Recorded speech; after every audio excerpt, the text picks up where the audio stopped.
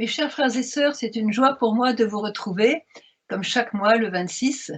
Et aujourd'hui, on a un très très beau message que je vais vous lire. On va partager un petit peu ce qu'on peut commenter de ce message. Et avant ce commentaire, je voudrais vous signaler que d'abord bientôt, c'est la fête des Saints Archanges, donc aussi de Saint Michel. Et je voudrais vous inciter à prier beaucoup Saint Michel dans la difficulté où nous nous trouvons. Vous voyez Saint Michel qui est le vainqueur, qui est le grand vainqueur de tous les combats. Donc c'est notre aide. Et comme c'est le 29, vous avez peut-être pas commencé une neuvaine à Saint Michel, mais c'est jamais trop tard. Vous faites 9 jours en comptant sa fête aussi. Voilà, Saint Michel, Saint Raphaël et Saint Michael, bien sûr, les 3 archanges. Je voulais aussi vous dire que quelques petites nouvelles. C'est aussi la fête de la petite Thérèse. Je vous recommande de relire l'histoire d'une âme parce que pour aujourd'hui, ça va nous aider. Voilà, je vais en parler tout à l'heure un peu plus précisément. Vous avez aussi une bonne nouvelle, c'est qu'à partir du 6 octobre jusqu'au 13 octobre, donc c'est la fête de Fatima, le dernier jour de l'apparition de Fatima, vous avez un très beau film. Et d'ailleurs, j'ai demandé à Yann de vous passer la petite présentation. Hein, on appelle ça voilà, la petite présentation. Voilà, c'est un nom spécial. Alors, on va prendre 3 minutes pour regarder cette présentation du film Fatima. Je vous invite à aller le voir entre le 6 et le 13 octobre, là où il passera dans vos villes, et surtout de venir nombreux, parce que si vous êtes nombreux, il continuera à passer. Donc, ça vaut la peine. Vraiment, ça vaut la peine. Voilà.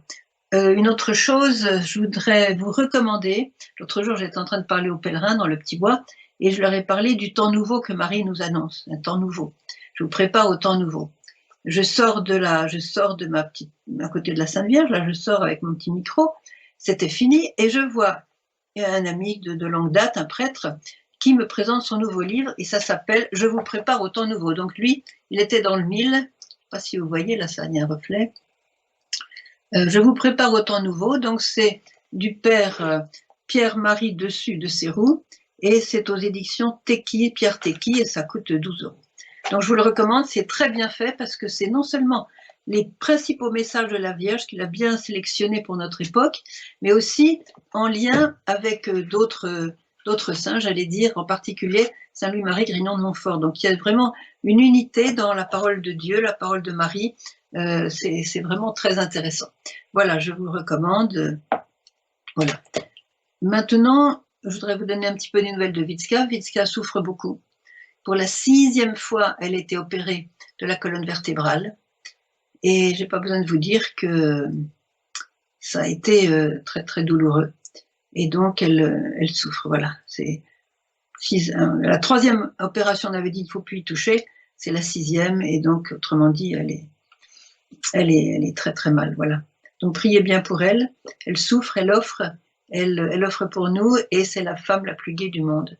Elle est vraiment heureuse d'offrir tout ça au Seigneur. Voilà. Je vais vous lire maintenant le message. Vous devez être un petit peu impatient. Chers enfants, priez, témoignez et réjouissez-vous avec moi, car le Très-Haut m'envoie encore pour vous guider sur le chemin de la sainteté. Soyez conscients, petits enfants, que la vie est courte et que l'éternité vous attend. Vous attend pour glorifier Dieu de tout votre être et avec tous les saints. Ne vous préoccupez pas, petits enfants, pour les choses terrestres, mais languissez après le ciel. Le ciel sera votre but et la joie commencera à régner dans votre cœur. Je suis avec vous et je vous bénis tous de ma bénédiction maternelle. Merci d'avoir répondu à mon appel. Alors, je n'ai pas besoin de vous expliquer que nous sommes dans une situation quand même difficile. La France est dans une situation difficile, on a beaucoup de restrictions, nos libertés se disparaissent petit à petit. On ne sait pas jusqu'où ça va aller, on est plein d'espoir, mais en même temps, on regarde la réalité. Quand j'ai vu ce message, ça fait déjà 2 fois que je lui fais la remarque à la Sainte Vierge, je dis, mais Vierge Marie, est-ce que tu as bien lu les nouvelles, hein? Tu nous dis, réjouissez-vous avec moi, c'est bien gentil, mais il faut que tu nous donnes des causes, des raisons de nous réjouir. Elle nous l'a donné. Parce que à nouveau, le Très-Haut nous l'envoie pour être avec nous et nous conduire. Elle veut nous conduire, nous guider sur le chemin de la sainteté. Alors, aujourd'hui, il y a comme un vide qui s'écarte, encore qui s'agrandit, qui s'élargit, et beaucoup de gens sont perdus. Je vois ici quelques personnes qui certainement sont un petit peu perdues, quoi. Certaines sont dans la peur, etc. Alors c'est important de savoir que la Vierge a reçu ce cadeau de la part de Dieu, de pouvoir être encore avec nous pour nous guider. On a besoin d'une direction. Vous voyez, c'est pas les politiciens qui vont nous donner la direction, ça c'est sûr. C'est pas monsieur, madame un tel qui font des tas de machins sur l'internet. C'est pas eux qui vont nous donner la direction. C'est Marie qui va nous donner la direction. Et Saint Louis-Marie Grignon de Montfort le bien dit. Jésus nous est venu par Marie et Jésus nous reviendra par Marie. Le pape Jean-Paul II l'a aussi répété. Je le fais avec mes mots tout simples, hein, mais c'est elle qui nous l'a amené et c'est elle qui va nous la ramener, nous le ramener. Donc, vous voyez, c'est très simple, c'est très clair. C'est grâce à Marie que Jésus va revenir. Elle est le précurseur numéro 2 pour la deuxième venue de Jésus dans le monde. Donc, elle va nous guider vers cet événement. Nous sommes dans un moment transitoire, nous sommes dans une sorte d'intermède, si vous voulez, je l'ai dit la dernière fois, entre le temps passé qui ne reviendra pas, c'est fini, il ne reviendra pas, on a passé un cap, et le nouveau temps que Marie prépare, qui n'est pas encore là. On est dans un intermède douloureux, faut bien le dire. Combien de temps il va durer, je ne sais pas, et je ne vais pas commencer à essayer de deviner, je ne sais pas. J'espère qu'il sera le plus court possible, mais il sera raccourci par quel phénomène? Quand le monde se mettra à genoux. Quand le monde se mettra à genoux pour rappeler son sauveur. Voilà.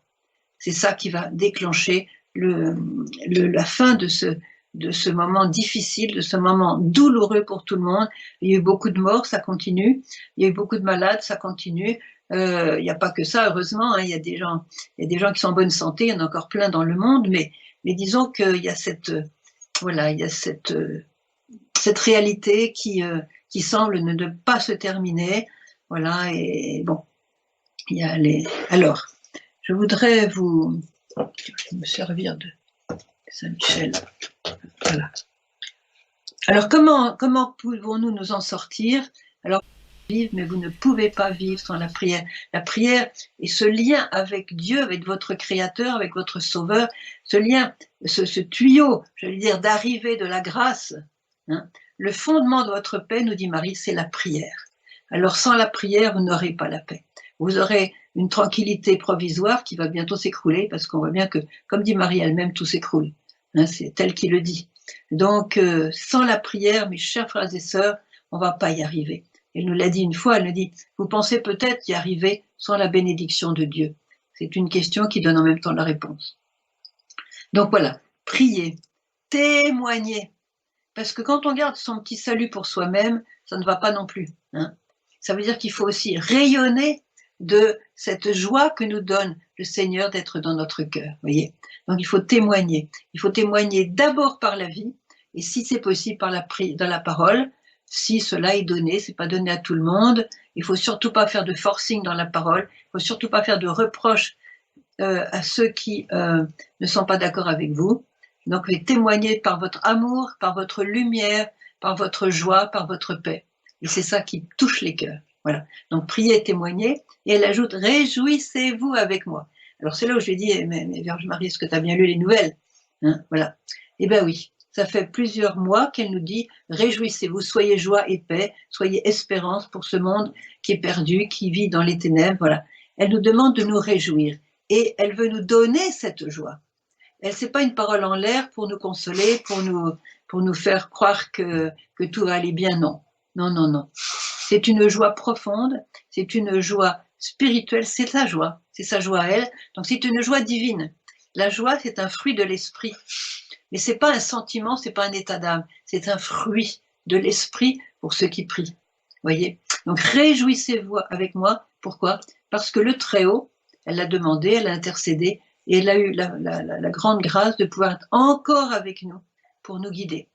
Alors, j'aime bien prendre l'exemple du GPS. Il y en a beaucoup qui ont un GPS dans leur voiture. Moi, je vous dis, je n'ai pas de GPS, j'ai une vieille Ford toute cabossée. D'ailleurs, personne ne pourra me la voler.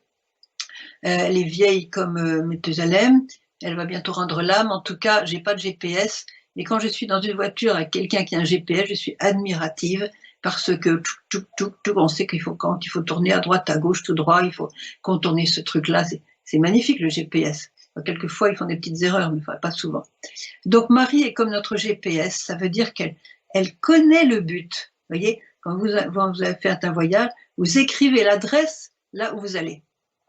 Que ce soit l'adresse d'un ami, d'une église, d'une pharmacie, de quelque chose, voilà. Vous écrivez l'adresse et votre GPS, toc, toc, toc, vous conduit là. Et Marie, c'est quoi son adresse? C'est quoi son adresse? Eh bien, son adresse, elle le dit dans ce message, c'est le ciel. Voilà.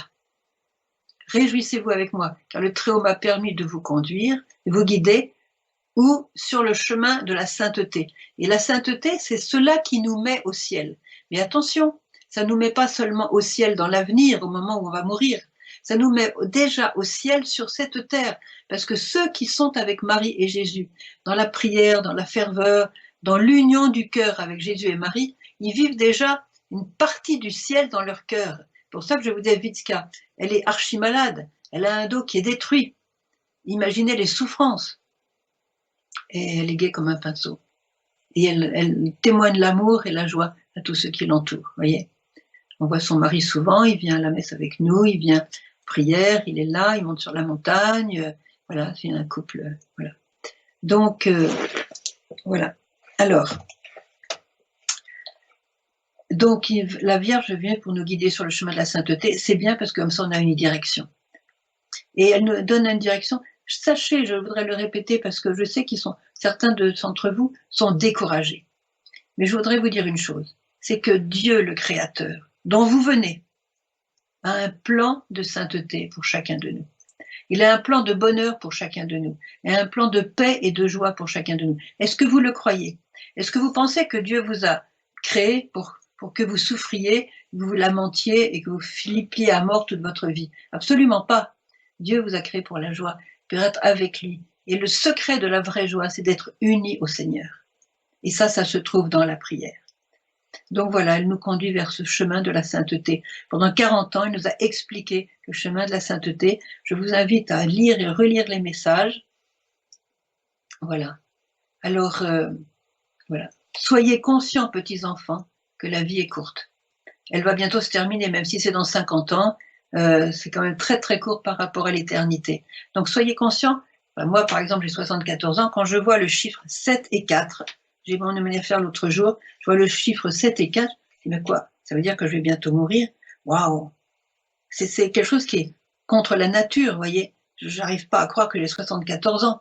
Ben, n'empêche que j'ai 74 ans, j'ai plus de passé que d'avenir. Enfin, si je compte le ciel, j'ai un bel avenir. Mais ça pour dire que la vie est courte. Et j'arrive à 74 ans, je n'ai pas vu passer, enfin, je l'ai vu passer quand même un petit peu, je l'ai vu passer. Mais quand même, la vie est courte. Et l'éternité nous attend. C'est ça qui est extraordinaire. Dieu le Créateur a un plan pour chacun de nous de sainteté. On va suivre l'évangile, on va suivre les messages. Et quand on est avec ce GPS, on sait quand tourner, quand ne pas tourner, quand s'arrêter, quand reprendre, là où on trouve de l'essence, etc. Vous avez tous les détails. Hein. Mais c'est l'éternité qui nous attend. Et l'éternité, ça servira à quoi? Pour glorifier Dieu de tout votre être, avec tous les saints. Alors avec tous les saints, d'habitude, elle nous donne un message comme ça au mois d'octobre. Et si elle nous le donne aujourd'hui, au mois de septembre, je ne sais pas pourquoi, mais souvent, c'est en octobre qu'elle nous parle des saints, qui sont pour nous un exemple. Qu'est-ce que c'est que le ciel, l'éternité nous attend, pour glorifier Dieu de tout votre être? Alors, dans l'évangile, on a un exemple quand même de la gloire. C'est quand Jésus a été transfiguré, il a montré sa gloire aux apôtres Pierre, Jacques et Jean. Il a montré sa gloire, pas seulement la sienne. Il est venu avec deux personnages du ciel, c'est-à-dire Moïse et Élie, et Saint Pierre qui est toujours le premier à parler, à s'exprimer, vous voyez, il a tout de suite dit, on va dresser 3 tentes. Pourquoi il a voulu dresser 3 tentes? D'abord parce que c'était la fête de Sukkot, donc la fête des tentes pour les Juifs, qui rappelait donc le désert, quand ils avaient des cabanes, etc. Voilà. Et donc il voulait dresser sa Sukkot, sa Soukha. Et pourquoi? Parce qu'il était infiniment heureux. Et alors, un moment comme ça, il faut non seulement le capter, mais le faire durer. C'est le ciel. C'est le ciel, on est avec les saints, on est avec Moïse, le grand Moïse, Moshe. Alors, il n'était pas question de les quitter. Quant à Élie, le grand prophète Élie, mais c'était la gloire complète, la gloire totale. Et le brave Saint-Pierre, les autres c'était pareil. On dit, mais on va rester là-dedans, ça y est, enfin, on a trouvé qui était le vrai Jésus, le Jésus de la gloire, on va se mettre avec lui, on va rester comme ça, etc. Puis pof, en fait, alors ils sont tombés, quoi, ils sont tombés, une nuée les a pris, ils ont eu peur, ils sont tombés, bref, et c'était la fin de cette séance extraordinaire que le Seigneur a permise pour eux, pour les fortifier aussi dans leur foi, bien que ça n'ait pas trop marché à Gethsémani, puisqu'ils sont tous endormis, ils ont laissé Jésus tout seul. C'est bien d'être Jésus avec Jésus dans la gloire, mais quand c'était Jésus complètement défiguré par l'agonie, alors là, il n'y avait plus personne. Donc c'est important aussi de voir que quand on sera au ciel, le ciel, l'éternité qui nous attend. Chers frères et sœurs, pour ceux qui pensent qu'ils ont un mur devant eux, il y en a beaucoup qui pensent ça. Il y en a beaucoup qui aujourd'hui sont découragés parce qu'ils voient les restrictions, ils voient la politique. Bon, je ne vais pas dire l'adjectif, mais vous me suivez. Hein. On ne sait pas non plus les nouvelles élections ce que ça va donner, mais enfin bon, on peut dire quand même que ça sent mauvais. Hein, ça sent quand même mauvais. Donc, qu'est-ce que c'est que le ciel? Eh bien, c'est un mariage d'amour. C'est notre âme qui va vivre ce mariage d'amour avec le Seigneur qui est l'amour même. On ne peut pas désirer mieux que le ciel. Cette éternité de bonheur avec le... Et quand la Vierge nous dit « l'éternité vous attend pour glorifier Dieu de tout votre être », elle nous voit anticiper, si vous voulez, ce bonheur qui nous est réservé pour ceux qui veulent bien marcher avec elle, avec Dieu, voyez, et avec tous les saints. Donc elle nous parle des saints. Voilà. Alors je voudrais, oui, alors bon, j'ai préparé quelque chose, je n'ai pas su avoir le temps. Et elle nous dit, ne vous préoccupez pas, petits enfants, pour les choses terrestres. Alors, les choses terrestres, comme elle a dit une fois, Satan vous dévie par le matérialisme, le modernisme, l'égoïsme. Alors aujourd'hui, il y en a beaucoup qui s'accrochent aux choses terrestres parce que, eh ben, ils ont ça pour le moment. Ils sentent que ça va leur échapper des mains, que ce soit le travail, la maison, l'argent, les sécurités matérielles.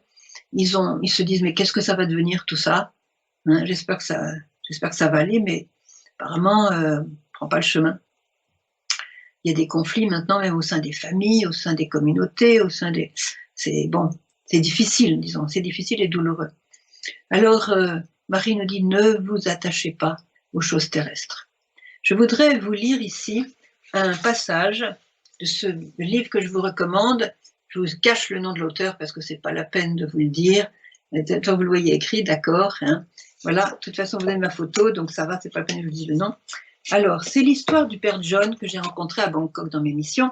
Le Père John était un homme extraordinaire, très très doué pour construire. Alors, il était dans la communauté de Don Bosco et il s'occupait des jeunes et alors il construisait des maisons, il construisait des pavillons, il bâtissait, il réparait, il concoctait des plans d'architectes, il transportait les matériaux, il était toujours à examiner les chantiers, bref, il travaillait très dur et pour les jeunes, c'était vraiment un exemple de travail. Et puis, voilà, il était d'une efficacité pas possible. Un jour, il a pris les jeunes dans son minibus pour les emmener quelque part, et il était encore au volant, il a eu le blackout total. Il a eu un choc cérébral. Je vous passe les détails de son cursus de santé. Toujours est-il qu'il s'est retrouvé paralysé dans un lit d'hôpital pendant des mois et des mois et des mois. Et là, il était désespéré. Il était désespéré parce qu'il ne pouvait plus rien faire. Il ne pouvait même plus bouger. Il avait le cou, le tour lui faisait mal. Et bref, enfin, c'était la catastrophe pour lui. Il est arrivé à demander d'aller à la chapelle. Il était transporté à la chapelle tous les jours. À l'époque, on avait le droit quand même des visites, hein. Donc, il était transporté à la chapelle et à chaque fois, il disait « Au secours, Seigneur Jésus, j'en peux plus, j'en peux plus. » Et un jour, il lui a carrément dit « Seigneur, c'est fini, moi, j'en peux plus, c'en est trop, je te demande de mourir, je veux mourir, je t'en supplie, je veux mourir. » Et à ce moment-là, il a entendu à ce moment-là, il a entendu la voix du Christ. Et quel est mon âge? Tu es surpris? Seigneur, je crois que tu as 33 ans. Oui. Et toi, tu as quel âge? J'ai 50 ans. Pourquoi est-ce que tu ne me remercies pas? Je t'ai donné 18 ans de plus que moi à vivre. À 33 ans, moi, j'étais déjà mort. Ah, Seigneur, oui, je regrette. Je te remercie pour ces 18 ans en plus. Pardonne-moi, mais j'y avais pas pensé que j'avais 18 ans supplémentaires par rapport à ta vie. Tu me les as donnés. Merci, merci, Seigneur, merci. Et alors, John, tu as bien parlé de moi, mais John, tu ne me connais pas. Goûte-moi, lui dit Jésus. Goûte-moi. Et Jésus appuyait longuement sur le mot goûte-moi. Alors, John lui dit, mais Seigneur, qu'est-ce que tu entends par là? Goûte-moi. Mon fils, lui répond Jésus, je ne t'ai pas consacré pour être un travailleur. Je ne t'ai pas consacré pour être un administrateur. Je t'ai consacré pour que tu sois moi. Sois moi. Waouh. Sois moi. Le Père John était complètement bouleversé par cette voix de Jésus qui lui disait « Sois moi ». Et alors Jésus ajouta « Quand je souffrais, John, je me sentais abandonné, rejeté, cloué. Je sais que c'est une situation très douloureuse. Et maintenant, tu connais ça. » Le Père John alors était complètement retourné et il commençait à comprendre le sens profond des paroles de Jésus. Et alors il lui dit « Oui, Seigneur, merci de me donner cette occasion. » Vous voyez, quand même, en quelques secondes, il a été retourné par la voix de Jésus. « Merci de me donner cette occasion de vraiment revivre ta douleur et ta souffrance. » Waouh! Vous voyez, en 2 minutes, là, il a complètement déjà changé. « Merci de me rappeler que tu m'as consacré pour être toi. » Oui, la voix de Jésus. La voix de Jésus. Imaginez la puissance de la voix de Jésus. J'ai hâte de le voir là au ciel. Bon, je vais le voir. D'ailleurs, je lui ai demandé une promesse, c'est que quand je le verrai, on parlera hébreu ensemble. Je ne sais pas s'il tiendra sa promesse, mais moi j'aimerais bien. À partir de ce jour-là, le Père John se calma et une grande paix l'avait envahi. Bon, alors tout ça pour vous dire que après cette extraordinaire révélation de Jésus, eh bien, il a donné sa vie au Seigneur pour connaître le Seigneur de l'intérieur à travers la souffrance. Et quand il a donné son oui à sa paralysée, à sa souffrance, au fait de finir sa vie dans un lit comme un pauvre type, hein, impossible de travailler, impossible de courir, impossible de voilà.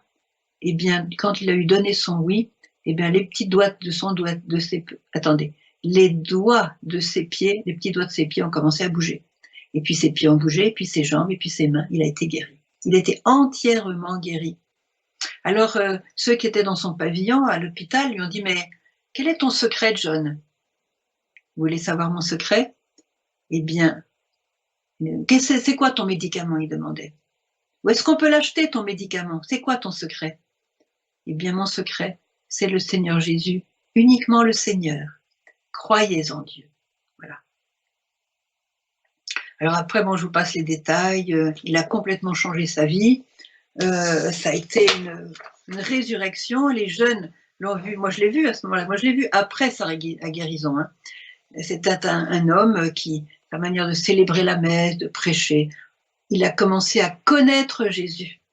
Au lieu de parler de Jésus, il a connu Jésus. Ça ne lui a pas empêché de parler de Jésus, mais il parlait comme un homme qui le connaît. Voilà, qui le connaissait. Alors, c'est ça, vous voyez, quand la Vierge nous dit « Ne vous attachez pas aux choses matérielles, pensez au ciel », elle nous dit « Ne vous préoccupez pas », ça veut dire « Ne mettez pas votre GPS sur la prochaine voiture, sur la prochaine maison, sur le prochain travail, sur la prochaine conquête que vous allez faire, sur le prochain bijou, sur le… voilà, ne mettez pas votre but de GPS sur les choses matérielles parce que vous serez désespérés. Comme un accident peut arriver ou tout simplement une maladie, quelque chose, Et vous allez vous accrocher à quoi à ce moment-là? À qui? Vous aurez tout perdu et ça sera le désespoir. Et vous n'êtes pas du tout fait pour le désespoir. Vous êtes fait pour l'éternité, vous êtes fait pour la joie en ce monde et dans l'autre. Parce que la Vierge l'a dit, je ne sais pas ce qu'elle a dit à Bernadette, mais à Medjugorje, elle a dit aux voyants, je veux que vous soyez heureux ici sur la terre et avec moi dans le ciel. Vous voyez? Alors, ce qu'elle a dit à Bernadette, c'était pour Bernadette, mais pour ce qu'elle nous dit à nous dans les messages, c'est pour nous. Donc, vous voyez. Alors, vous voyez comme le Seigneur se sert de l'épreuve. Nous sommes dans l'épreuve plus ou moins tous. Vous voyez, j'étais en Italie récemment, là, pour mon dos, pour... voilà, enfin, bref, j'ai aussi mes petites misères de vieille dame. Vous voyez, regardez, j'ai déjà des petites pendouilleries, là, sous mon menton. Vous voyez, j'ai 74 ans, ben voilà, c'est comme ça. Donc, le Seigneur se sert de l'épreuve et on a quelquefois un sentiment d'impuissance, voilà. Mais je voudrais vous demander, je voudrais poser une question. Quel est le but final de votre vie? Quel est votre but dans la vie? Qu'est-ce que vous voulez gagner dans la vie? Qu'est-ce que vous recherchez dans la vie? Où voulez-vous en arriver? Quel est votre but? C'est une question que vous pouvez vous poser à vous-même. Si votre but n'est pas le ciel, vous êtes en danger. Vous allez déchanter.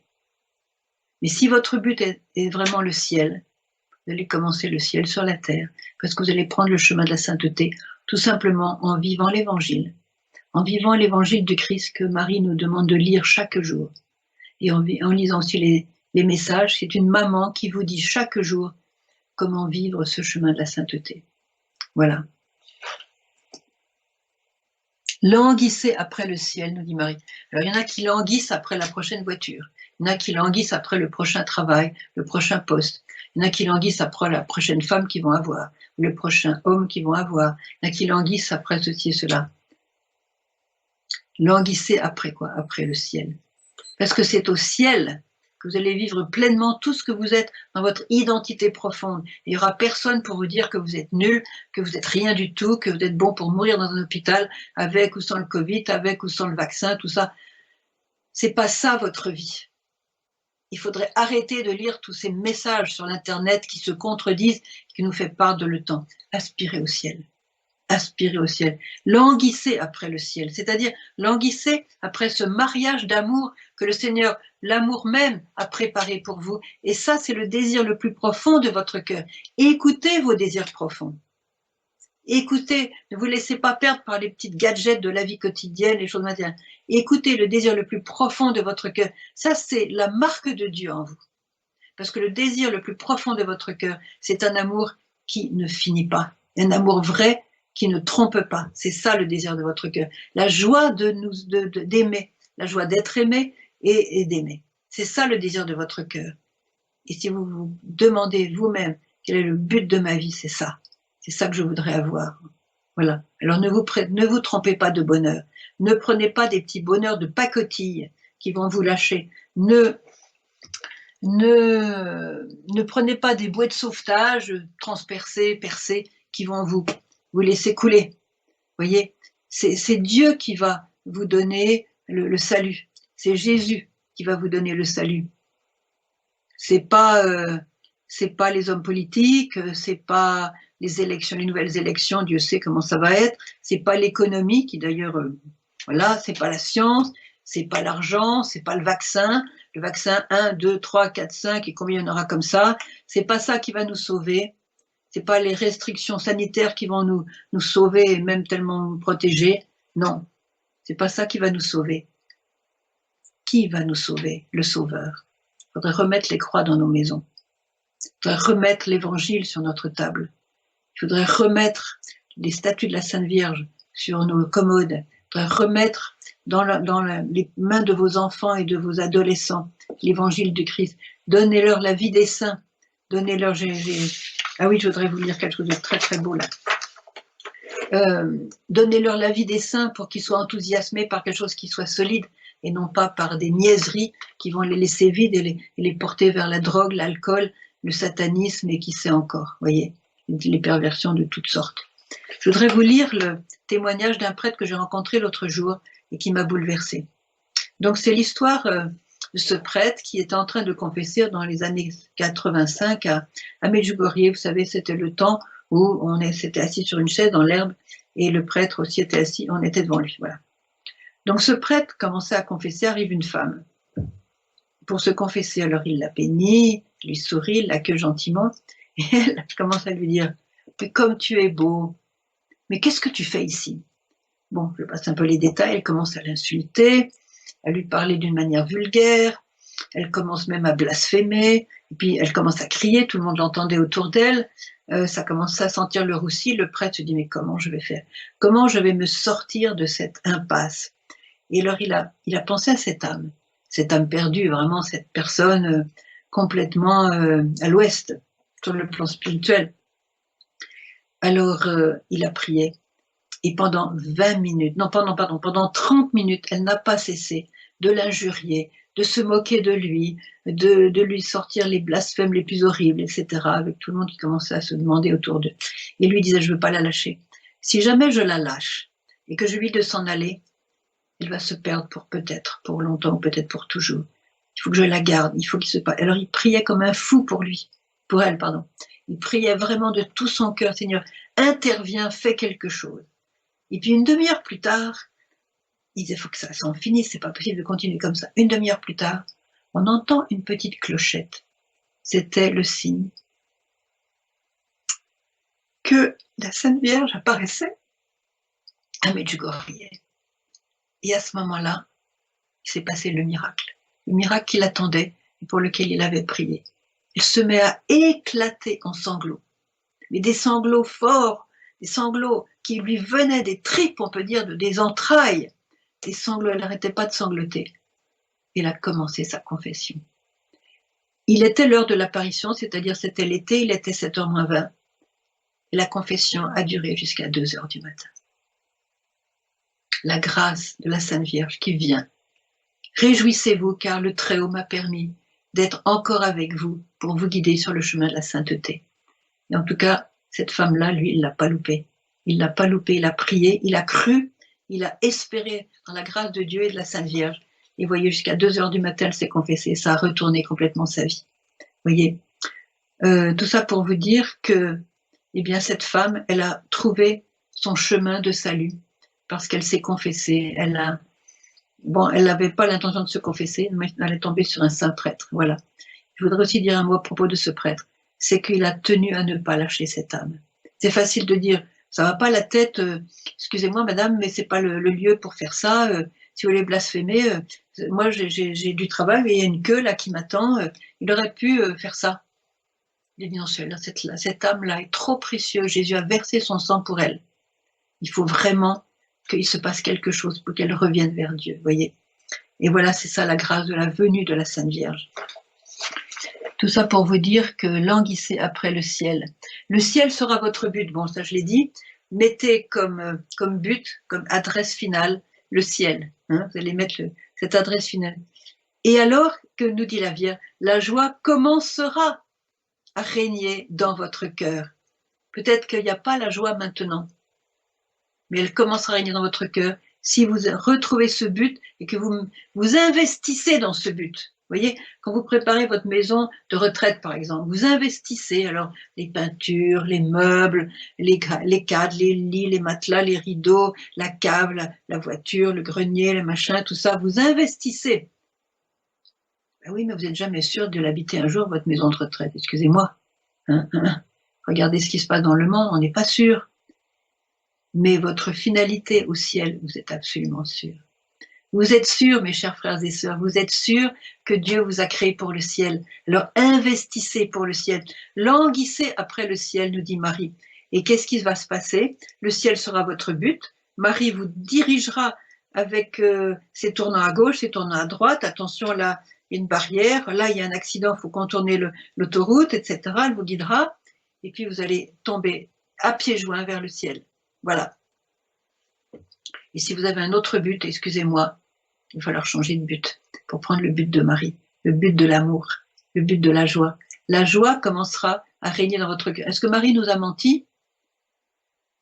Est-ce qu'elle nous a menti en nous disant que la joie régnera dans notre cœur, commencera à régner dans notre cœur?